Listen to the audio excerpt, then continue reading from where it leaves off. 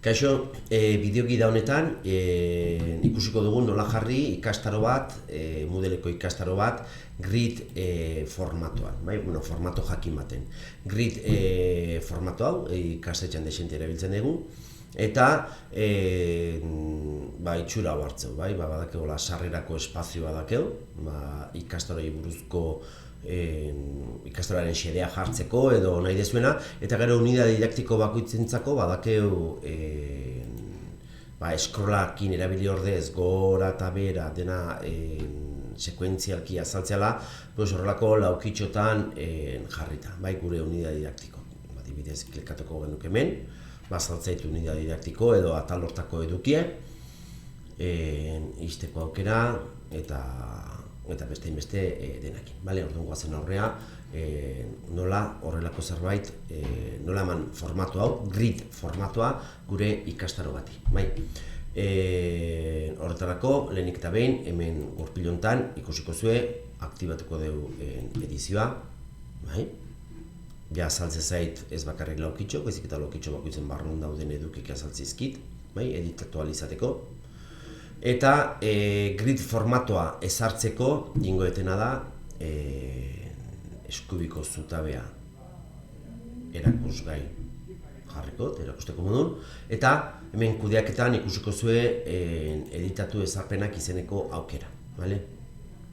Editatu izeneko ezarpenak aukera hontan, honek ez dauk ez ikusi grid formatuarekin, baina interesantea da ikastaroko irudi gisa, irudi esanguratsu bat, ikastetxeko balioak eta pixka eta respetatzen dituena, baina irudi esanguratsu bat aukeratzea, eta deskriptiboa dana ikastaroa errexago identifikatzeko, ez bakarrik titulokin, baizik eta irudi horrekin identifikatzeko.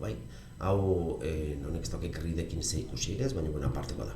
Orduan, hemen daukezue ikastaro formatoa izenekoa, eta orokorren gure ikastaro guztik hau dauket griden aukeratuta, orokorren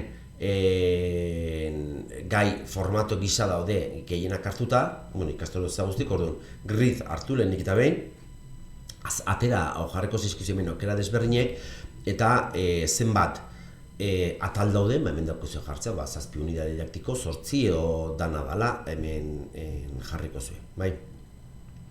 Importantea da baita ere, hemen posibilitazue tamainoak aldatzea, hainbat aukera dauzkezue, bakriteko atontzeko, baina importantea da, hemen atal hauetan ikastetxeko kolore korporatiboak, hemen dauzkezue kode 16-tarrak, eta ikastaroetan bertan gero ikusiko dugu zeintzuien, hemen alde batetiken, hauetan jartzea, kode hauek jartzea, hemen azaltzezkizuen kodek, hor atal hortan, eta baita ere hemen azpin jartzea.